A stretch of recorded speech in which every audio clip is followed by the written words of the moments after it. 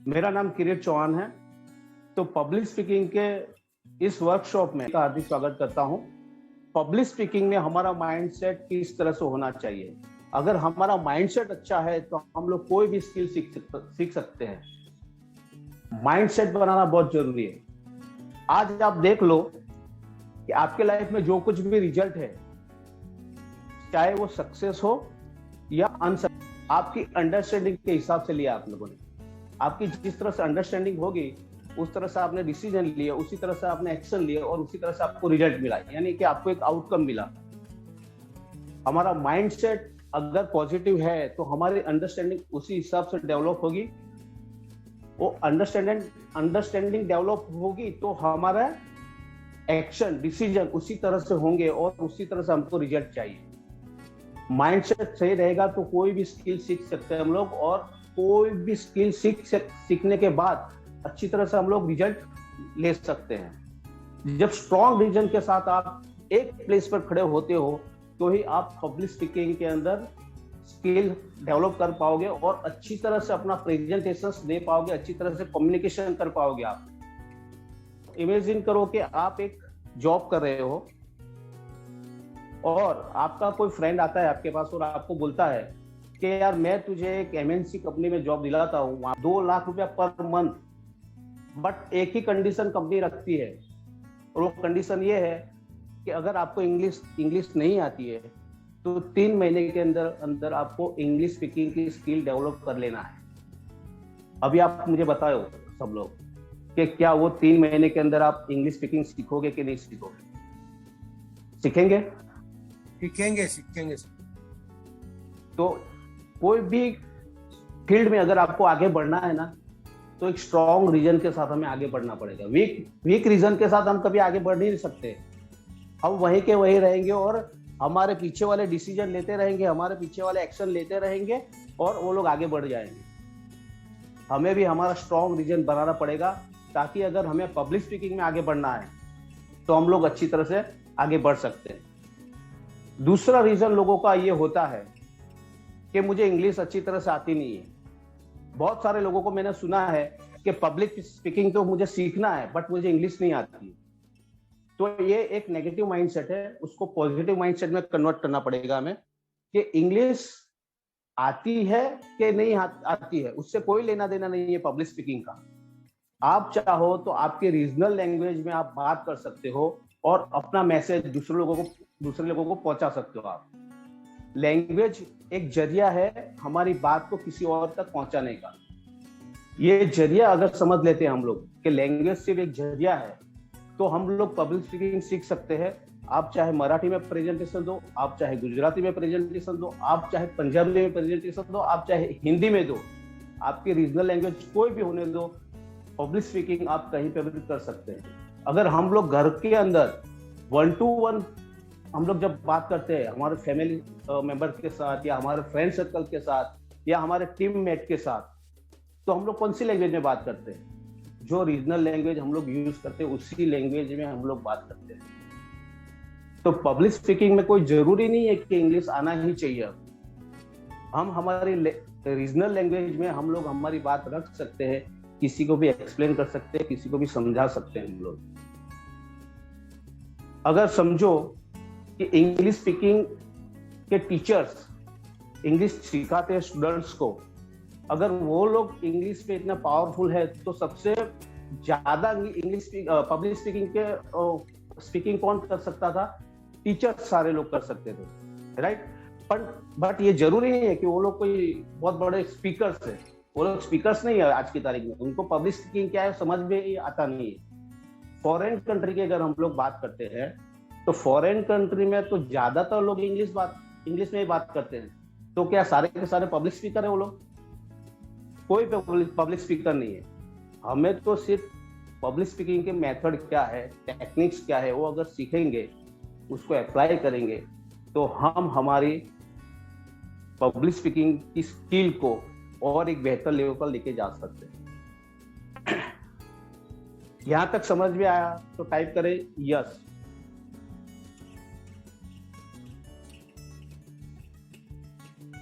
Hello,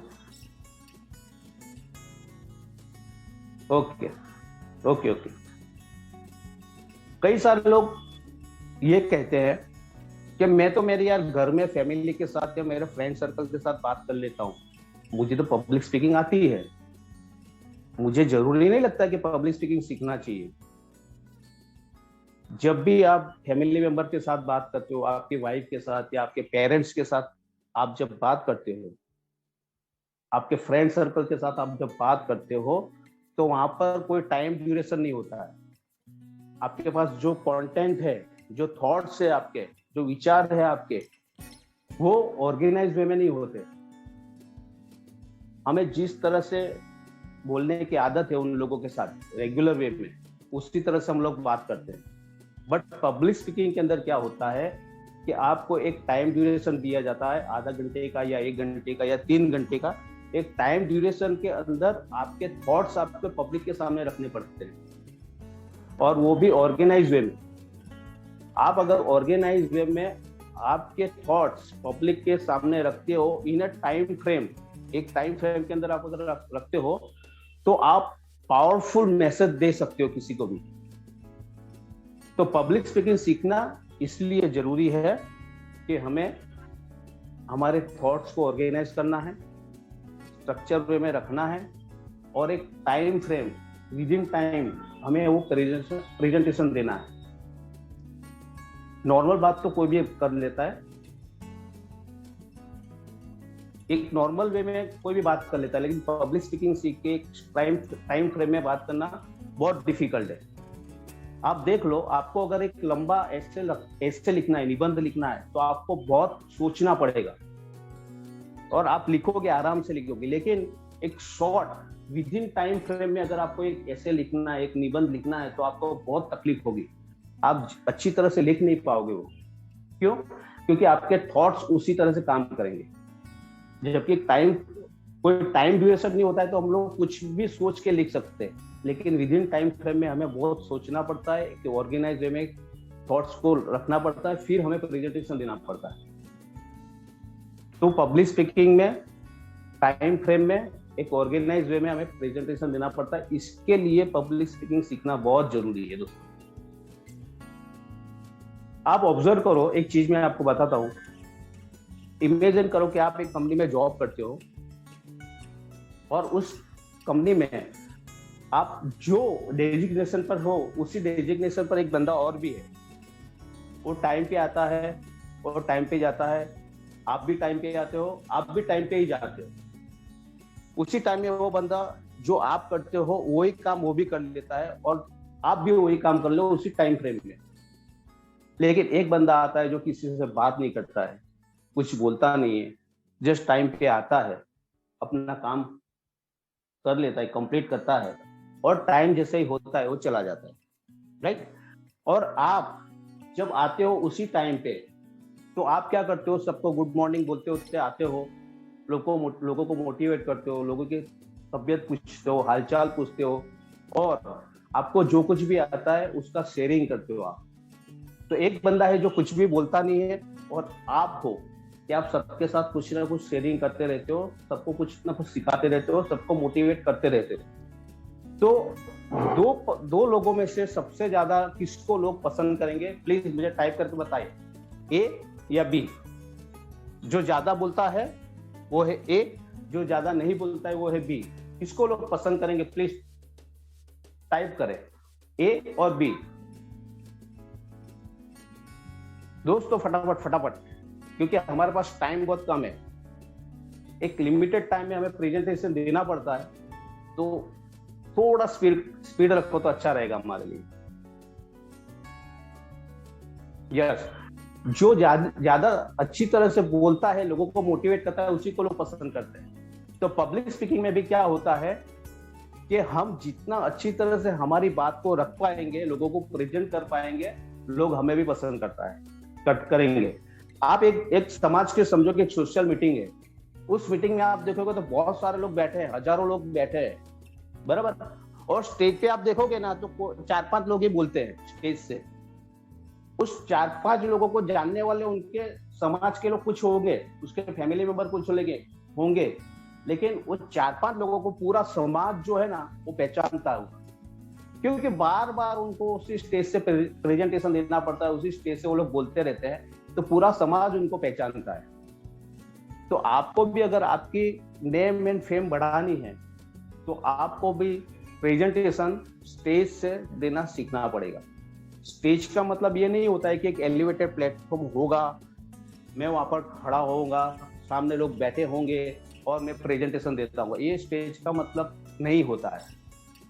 एक से ज्यादा यानी 2 लोग, 5 लोग, 10 लोग, 50 लोग, 100 लोग, 200 लोग अगर आपके सामने खड़े हैं, मतलब 2 से ज्यादा लोग अगर आपके सामने खड़े हैं और आप आपकी बात समझा रहे हो, तो आपके लिए स्टेज ही है।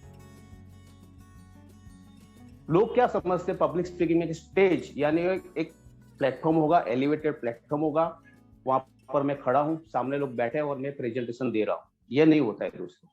प्रेजेंटेशन का मतलब स्टेज, पब्लिक स्पीकिंग में स्टेज का मतलब होता है 2 या 2 से ज्यादा लोगों के सामने आप जब बात रखते हो अपनी, तो आपके लिए स्टेज ही है। एक छोटा बच्चा अपने घर पे आता है, जैसे ही दरवाजा नॉक करता है, मम्मी दरवाजा खोलती है, बच्चा अंदर आता है और अंदर जैसे रूम में एंट्री करता है बच्चा, वो 6-7 लोगों को देख के एकदम चौंक जाता है। और 6-7 लोग जो उसके घर में बैठे थे वो बिल्कुल अनजान थे वो बच्चों के लिए। वो जो बच्चा था उसके लिए वो लोग अनजान थे। फिर मम्मा उनका इंट्रोडक्शन देती कि बेटा ये हमारे गांव से आए हैं, पापा को मिलने के लिए आए हैं, आप फर्स्ट टाइम मिल रहे हो उनको। तो बच्चा थोड़ा हल्की सी स्माइल देता है चेहरे से। अभी आपके पापा जो गेस्ट आए हैं ना, 5-6 लोग बैठे हुए हैं, उनको आपके पापा कहते हैं, बच्चे के पापा कहते हैं कि मेरा बेटा पढ़ने में बहुत होशियार है और उसको पोएम बहुत ही अच्छी तरह से आती है, बेटा एक पोएम गा के सुनाओ प्लीज। अभी बच्चा क्या करेगा? जो अननोन लोग हैं उनके सामने वो पोएम बोल पाएगा? कभी नहीं बोल पाएगा, क्योंकि वो अननोन लोगों के सामने खड़ा है, वो जानता नहीं उन लोगों को, नर्वस हो जाएगा, घबरा जाएगा, एक फियरफुल स्टेट में आ जाएगा, तो कभी नहीं बोल पाएगा। लेकिन वही बच्चा अगर स्कूल में जाएगा और स्टूडेंट्स के सामने खड़ा रहकर उसको कहा जाए कि बेटा पोएम गाकर दिखाओ, तो बच्चा आराम से पोएम गा के दिखाता है, क्योंकि वो क्लासमेट उसके होते हैं। वो जो बच्चे बैठे होते हैं सामने, वो सारे के सारे उसके क्लासमेट होते हैं। जो टीचर्स है, जो प्रिंसिपल्स बैठे हुए हैं, उसको वो हर रोज देखता है, हर रोज मिलता है उनसे, तो नॉन ऑडियंस उसके लिए हो जाती है। अननोन ऑडियंस के सामने जाके कोई भी आदमी थोड़ा सा डर जाता है, थोड़ा सा नर्वस हो जाता है, फियरफुल स्टेट में आता है।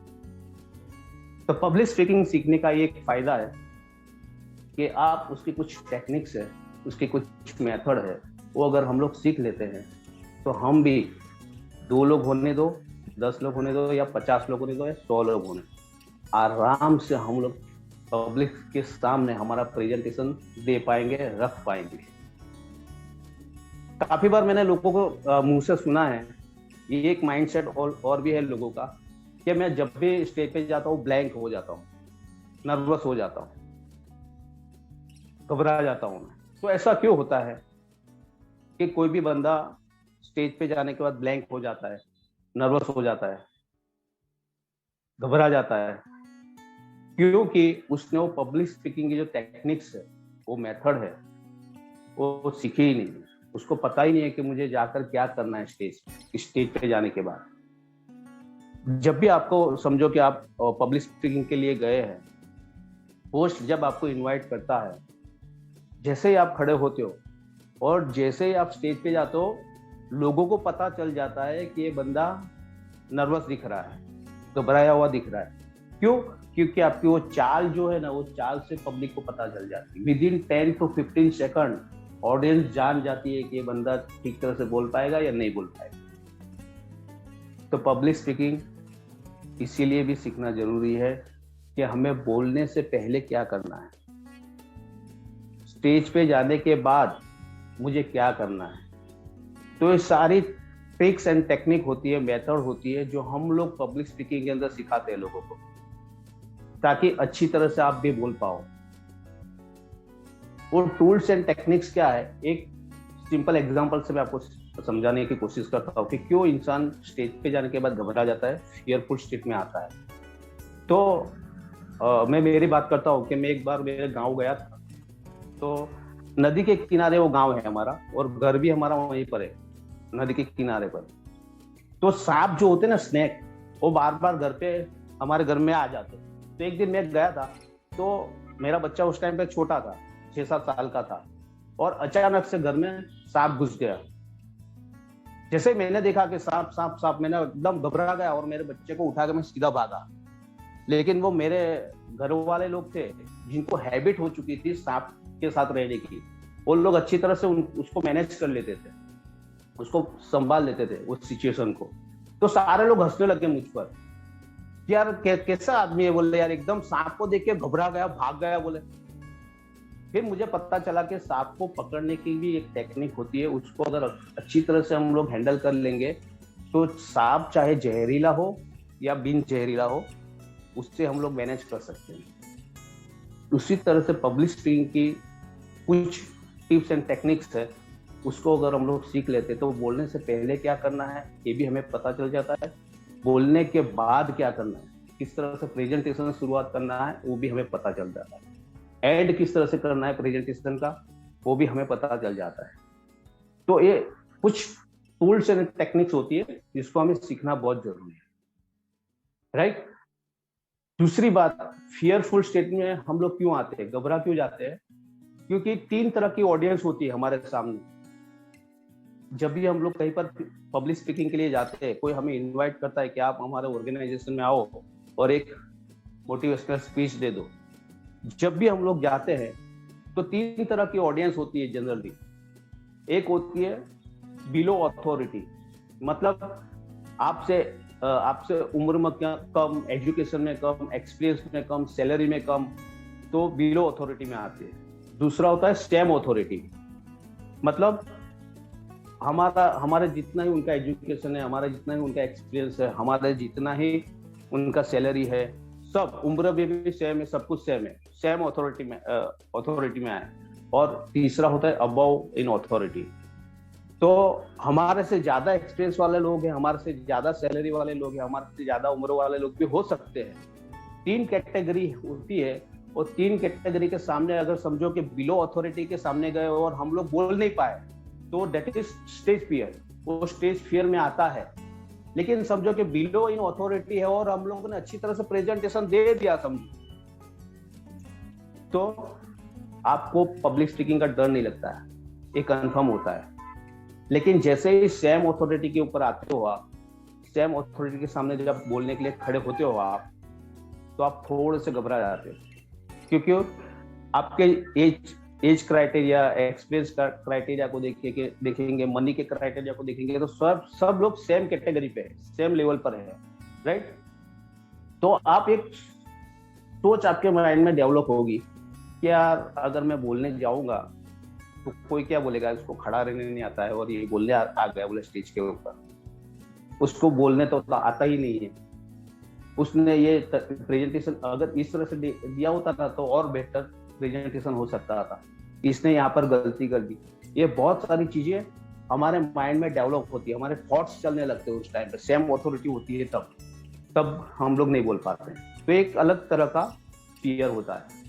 अबव इन अथॉरिटी में अगर हम लोग बात करते हैं तो हमसे ज्यादा एक्सपीरियंस वाले, हमसे ज्यादा सैलरी कमाने वाले, हमसे ज्यादा पढ़े लिखे आदमी हमारे सामने बैठे होते हैं, तो भी हम लोग ठीक तरह से नहीं बोल पाएंगे, क्योंकि हम अपने आप को अंडर एस्टिमेट कर लेते हैं। हमारी सेल्फ इमेज जो होती है वहां पर थोड़ी सी डाउन हो जाती है, तो वो भी स्टेज फियर में आता है और उसे भी दूर करना चाहिए हमें, ताकि हम हमारे सामने अबव इन अथॉरिटी वाले लोग बैठे हैं, सेम अथॉरिटी वाले लोग बैठे हैं या बिलो इन अथॉरिटी वाले लोग बैठे हैं, कोई भी तरह का ऑडियंस हो, किसी भी तरह का ऑडियंस हो, उसके सामने हम लोग बहुत ही अच्छी तरह से बोल पाएंगे, हमारा प्रेजेंटेशन हम लोग रख पाएंगे।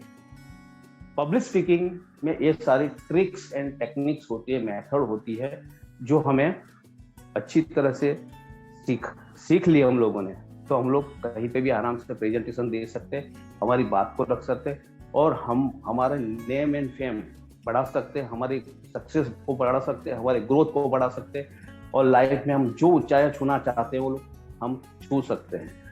क्योंकि पब्लिक स्पीकिंग स्किल ही एक ऐसी टेक्निक है, ऐसी स्किल है जिससे सीखा जा सकता है और आगे बढ़ा जा सकता है। रिसेंटली मैं एक बात करूं, अभी काफी सारे लोग ऐसे, तो एक स्किल, एक फील्ड में सक्सेसफुल है, स्किलफुल है, सब कुछ आता है उनको, और एक फील्ड में मतलब पब्लिक स्पीकिंग के फील्ड में वो लोग, उनको कुछ आता नहीं, किस तरह से बोलना है, मेरे बॉडी लैंग्वेज क्या होनी चाहिए, मेरे जेस्चर क्या होने चाहिए, आंखों के हाव भाव क्या होने चाहिए, ये काफी सारे लोगों को पता नहीं। रिसेंटली अभी इंडियन आइडल शो खत्म हुआ 2012 का 2022 का सीजन 12 खत्म हुआ। तो सीजन 12 के विनर जो थे पवनदीप राजन और अरुणिता कांजीला, जैसे शो इनका इंडियन आइडल शो खत्म हुआ, उनको फॉरेन ट्रिप के लिए काफी सारे ऑर्डर मिले पब्लिक सिंगिंग के। उन्होंने वो ऑर्डर लिए, लेकिन जैसे ही वो लोग वहां पर गए, यूएसए का एक इंटरव्यू देख रहा था उनका मैं, तो पवनदीप राजन एंड अरुणिता कांजीलाल जब बोल रहे थे रिपोर्टर के सामने, टीवी मीडिया के सामने जब बोल रहे थे, तो उनके अंदर वो कॉन्फिडेंस नहीं था, they are in low confidence, उनके अंदर वो स्किल भी नहीं थी, देखते कहाँ पर थे, बोलते कहाँ पर थे, उनके हाथ कहीं पर हिल रहे थे, बात कहीं पर हो रही थी, ऐसा सब हो रहा था। लेकिन जैसे ही वो लोग स्टेज पे गए, स्टेज पे उन्होंने धमाल मचा दी सिंगिंग के अंदर। क्यों? क्योंकि आपको पता है क्या है आंसर उसका, क्योंकि सिंगिंग के अंदर उन्होंने मास्टरी हासिल की है, पब्लिक स्पीकिंग के अंदर उन्होंने मास्टरी हासिल नहीं की है। इसके लिए वो रिपोर्टर के सामने, टीवी मीडिया के सामने अच्छी तरह से प्रेजेंटेशन नहीं दे पाए, लेकिन जब स्टेज पे गए तो सिंगिंग के अंदर अपना एक बेहतरीन लेवल का प्रेजेंटेशन उन्होंने दे दिया। तो ये सारा खेल है पब्लिक स्पीकिंग का। पब्लिक स्पीकिंग सीखोगे आप तो आप अच्छी तरह से डेवलप कर पाएंगे। Thank you. अभी मैं प्रमोद भाई को एक छोटा सा प्रेजेंटेशन देने के लिए इनवाइट करता हूं, तो please help me to welcome mister Pramod Wagh. तो गुड इवनिंग फ्रेंड्स, नमस्कार, कैसे हैं आप सब लोग? All good, right, thank you. तो किरीट भाई ने जो आज जो प्रेजेंटेशन दिया माइंडसेट के ऊपर, इट इज रियली अमेजिंग, बहुत बढ़िया रहा। अब दोस्तों, ये जो भी आपने कल या आज जो चीजें सीखी उस पर इम्प्लीमेंट कीजिए। इम्प्लीमेंट करना बहुत जरूरी है। मैं एक छोटा सा एक फॉर्मूला देना चाहूंगा कि कॉन्फिडेंस को कैसे बिल्डअप किया जाए, कॉन्फिडेंस बूस्टर। तो आपको स्क्रीन पे दिख रहा है, ये है फॉर्मूला, है BMW फॉर्मूला। अच्छा, BMW सबको अच्छी लगती है, BMW कार या? तो ये BMW आपको याद रखना है। ये फॉर्मूला यदि आप डे टू डे लाइफ में इस्तेमाल करते हैं तो आपका जो कॉन्फिडेंस है ना, वो दिन ब दिन बढ़ते जाएगा। सो BMW मीन्स क्या है कि B stands for be a front seater. अब जहां पर भी जाए, कहीं पर भी, चाहे कोई भी फंक्शन हो, या शादी ब्याह हो, कोई अपना स्टेज शो देखने गए, कोई ऑर्केस्ट्रा म्यूजिक फंक्शन है, कोई जैसे सिनेमा है तो सिनेमा आगे बैठ के नहीं देखना है, वो तो पीछे देख के बन जाएगा। बट जहां पे भी इंटरेक्शन है लोगों के साथ में, वहां पे आप आगे बैठिए।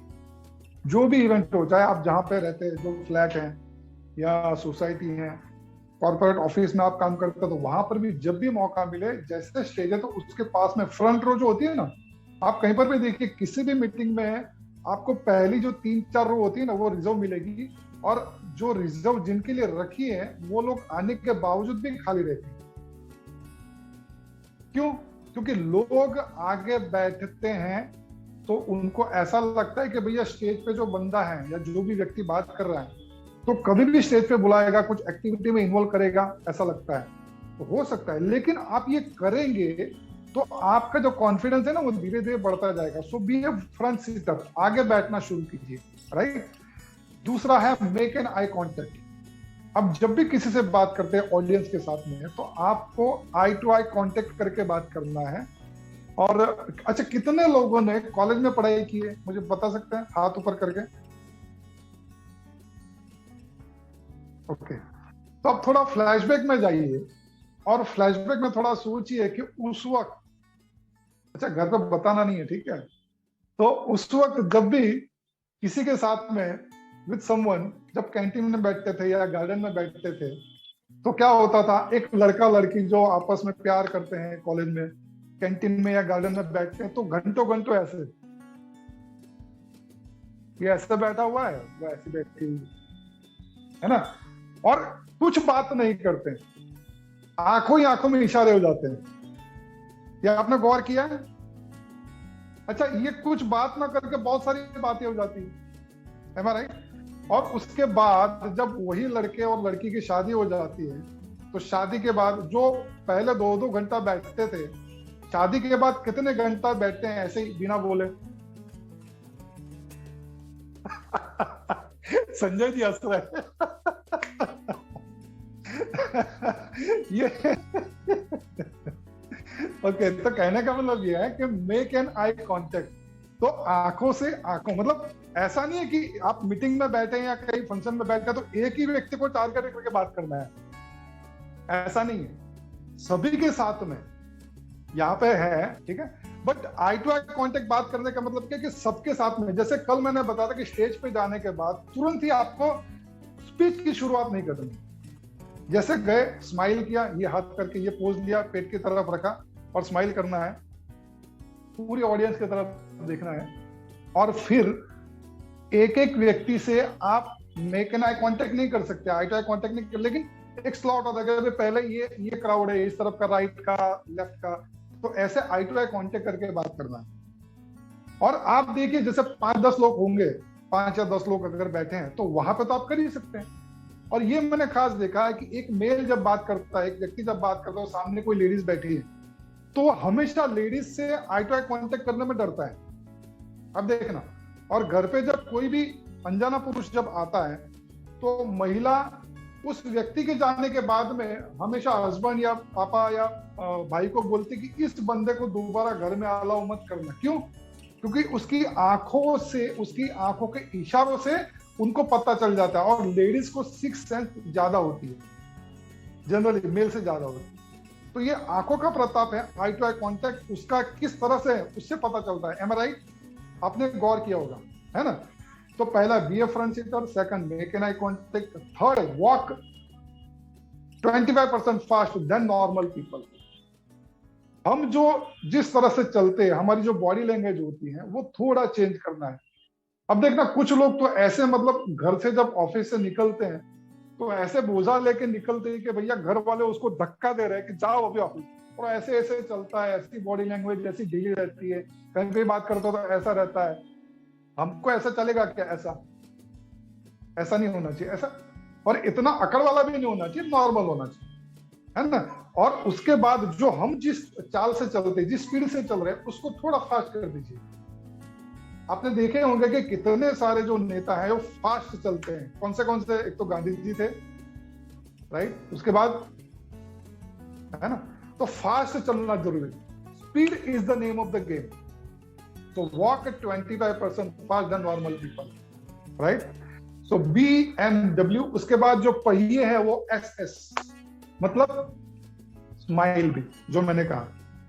और स्माइल पे कितने सारे गाने हो चुके हैं, हंसते हंसते कट जाए रस्ते, फिर और कौन से गाने स्माइल पे, कोई बता सकते हैं मुझे गाने?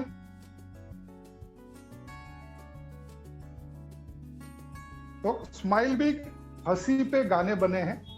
और उसके बाद स्पीकअप, बोलना शुरू कीजिए जहां पे भी मौका मिले। आपका सोसाइटी का फंक्शन है, आपका कॉर्पोरेट ऑफिस में कोई फंक्शन है, कोई सोशल है, कोई स्पिरिचुअल फंक्शन है, कहीं पर भी जहां पे भी मौका मिले, आप मौका ढूंढिए कि मैं यहाँ पे कैसे अपनी बात रखूं। चाहे एंकरिंग करना हो, वोट ऑफ थैंक्स करना हो, 2-4 वाक्यों से शुरू कीजिए। आप छोटी छोटी बातों को बोलना शुरू कीजिए, हेलो हेलो माय टेस्टिंग 1 2 3 4, ऐसा तो शुरू कीजिए, इस तरह शुरू कर सकते हैं, राइट? तो स्पीकअप, बोलना शुरू कीजिए। और नीचे आपको क्या नजर आ रहा है? अनम्यूट करके बता सकते हैं शब्द में क्या लिखा है? स्पीकअप, स्पीकअप, स्पीकअप, शब्द